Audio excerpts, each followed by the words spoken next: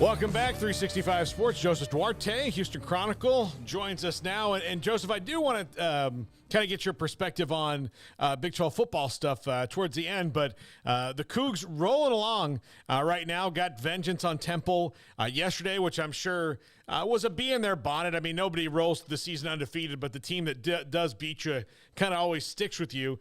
They're right up there at the top. What do you see different about this team that maybe the other teams in the past that have been really good? Is this one the one that can finally take that next step? You know, if you look at the teams, especially the one that went to the Final Four and then the last year's Sweet Six, Elite Eight, this isn't Kelvin Sampson's best team. The other teams, they were very veteran dominated, and you sort of had that buffer that you didn't have to play freshman quality, significant minutes. And the case this year is, Jarris Walker, maybe not your typical freshman, being an NBA lottery projected guy, but he's a starter, and they have a couple of guys coming off the bench. So Kelvin Sampson goes into the laboratory every offseason and somehow just seems to mix everything just right. The formula's there. And even though it may not be his best team, in my opinion, where they're at right now doesn't surprise, just because of what they play. And the pillars of this team are defense, rebounding, and toughness. And they can score too. So that makes them a really difficult and dangerous team this type of year. Well, as they hit here the stretch run in February, the schedule's fine for them, right? I mean, they don't have any kind of trap games along the way. They got their loss out of the way. Is this the start? Like, they're kind of in the middle of it, but are they on their run right now where they kind of are trying to make the statement to the rest of the country? Yeah, well, they don't have a Big 12 schedule. I think that's where you were going with everybody kind of eating each other every game. But that comes next year. But, they don't have a lot of opportunities left. They get Memphis twice. Memphis has sort of dropped off. They play Tulane. There's not going to be any moving the needle type games. They're a number one line right now on most projections, or at least a number two seed. So there aren't going to be a lot of opportunities to sort of wow you. And this is kind of where they were last year. They didn't have those significant quadrant one. They didn't have any quadrant one at this point last year. So they've got 5 this year. So they just kind of have to run the table and hope they don't get, if you stumble along the way or you get penalized. But, for most indications, if they can run the table, they're a number one seed. And, at worst, they're a number 2. How do you feel they match up with some of the teams that they would have to play down the stretch? If they make the runs that they've made, let's just say they make a third straight Elite Eight run. How do they match up with those teams down the line? Well, I mean, defense is going to keep them in the game. And it hasn't been the typical Kelvin Sampson defense at times this year. They've had their moments, and that's been part of the mixing in the new guys and sort of getting some experience for them. But, the two things, the rebounding and the defense keeps them in games. They're going to win ugly. The teams are going to score 55, 60 points. Look at the Villanova game last year. They hit 1 3-pointer and they're on to another Final Four. They just went cold. And that just kind of shows you what can happen when you get to March. But offensively, I'm impressed that they haven't had to rely on Marcus Sasser as much in the second half of the season. Teams are taking him away and daring other guys to beat him, and that's where guys like Jarris Walker have come in. Jamal Shedd from down there in Central Texas has sort of come on strong the last 5 games. So if they can get their offense rolling like they did in the second half last night against Temple, mixed in with the other stuff, they are incredibly tough to beat. Does Kelvin Sampson have this roster built? I mean, obviously, I think I know the answer to this question. Do you feel he has the roster built for what will not just be this year, but next year when they switch conferences? Yes, I do. And it's not just what they're losing this year, because, Sasser will be gone, Jarris Walker will be gone, but he's recruited, for the 23 and 24. He's gotten a couple of 4-star guys, a couple of top 100 types. One guy to look out for, Joseph Tugler, from here in the Houston area. So, the recruiting has really taken off the last few years, and the fact that they're moving into the Big 12 has helped them. So, this is, whether Kelvin Sampson's doing this for another 5 years or he turns it over to Kellen Sampson, this program is sustained for the long haul. Joseph, the Big 12 football schedule finally came out last week as we all waited with bated breath. Houston gets Texas at home. We had Chris Pesman on that day on our show talking about it, just how excited they were, especially that was kind of the game that Houston had to get of the, whenever Texas know you do leave, they had to get that home game against the Longhorns. How did you feel the schedule shook out for the Cougars, especially that one at home against the Horns? Well, if you factor in their non-conference schedule, it's not bad when you don't leave the state but twice the entire season. I believe it's the first 6 games. They don't even, leave the city or close to it. So I thought it was for first year Big 12. It's what they wanted.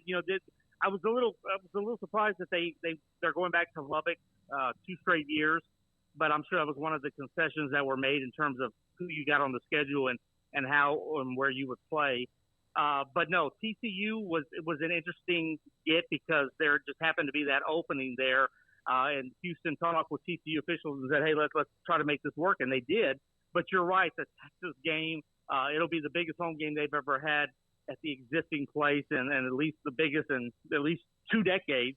And, Chris Pesman told me a few weeks ago that they've, this is the type of game that if they moved it to like NRG and a neutral site game, they could make a lot of money off of it. But he wants to keep his job, so he's not going to move it. And really, it would be counterproductive to finally get in the Big 12 and then start moving games to neutral sites. So that one's going to be packed. That one's going to be a huge crowd.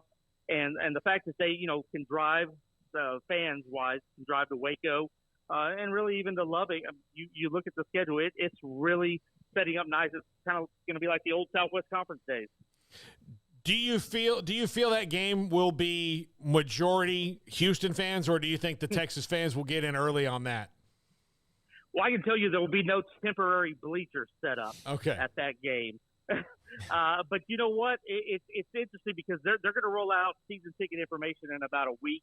I expect that's going to be the huge selling point, and I'm not sure if how they're going to package that game. But the Houston fan base is one of that game. It would be a appointment if you have a 40,000 seat stadium and a quarter of it or even more than that are burnt orange fans. So I would imagine Houston fans would gobble those up and stuff. But nothing surprises me down here in terms of how things shake out. But it certainly will be the hottest ticket of the year, and Texas will have its share of fans. Just knowing Houston as being as big of a Longhorn, alumni area as there is. Joseph, what's kind of the temperature around Holgo right now and just kind of the feel surrounding the program? I noticed that the other day he was talking about the need for facilities, and he kind of made the comment of like, whether I'm here or not, he's just, talking about the future of what they need. But just sort of what's the temperature as the offseason now moves along after last year? It's warm, but it's not, it's not sizzling. They feel like they've taken some steps since late last season to sort of maybe right the ship a little bit. He's Holgorsen, and he's gonna downplay a lot, or he's gonna speak his mind, and nothing he said wasn't true in terms of the facilities. They need certain things to happen. They're going to be one of the only ones in the Big 12. If not the only one without a football-only operations building. So from that regard, that's one part of it. And then recruiting. They've gotten some guys, some 4-star guys that normally wouldn't come here. So that's sort of been the Big 12 effect. But, they're planning, their business as usual like it's long-term. Now, if Houston struggles next year, it'll be interesting to see if the donor base led by, Tillman Fertitta wants to make a move or not. And the indication we got last year was that Holgorsen would get at least 1 year in the Big 12, and they would reevaluate and see where things at. Because, he just signed a long multi-year extension last spring. So, he's just going about everything. They feel like they're going to have to redo make over the roster, get the facilities on par, and then jump into this thing head first and, see where it takes them. He was really frustrated with the roster the team early in the season. They had a lot of, and we had you on during that time about all of that. Right. Do you feel that he's kind of come through that storm a little bit when it was, like he was, just calling people out in press conferences, the team's fighting on the sideline, like all those things that happened, they closed stronger than they started, obviously. 8 games, yeah. Yeah, they closed stronger than they started. Right. So was that storm, it was loud, but was it temporary? Yeah, they were probably DEFCON 1 after that Tulane game when really everything sort of seemed like it was falling apart. There were questions of whether he had lost the locker room, that kind of stuff. But the Memphis comeback in the fourth quarter when they were down big, that sort of re-energized them on offense. And they, other than the one slip up to Tulsa to end the regular season, they go and they win a bowl game, and they do all that without their star running back. So, if you have him healthy, maybe you're a 10-win team last year and competing for the conference title. But, yeah, the Holgorsen from late September to what ended the season, I think felt a lot better about the situation. He did make one staff change, not bringing back Brandon Jones, who was co-coordinator on offense and the run game offensive line coach. But other than that, he feels like, they can build off of that. He went out and he got the quarterback that he wanted in the transfer portal so they can replace Clayton Tune that way. He's gone out and surrounded the offense with a bunch of receivers in the offseason. So, they're trying to build off that momentum, where they need to make their biggest impact and strides is on the defensive side. And, that's sort of a work in progress, and we won't know much about that until we get into the spring for practice time. Joseph Duarte, Craig, anything else? Is Alton McCaskill, is he expected to be back for next season?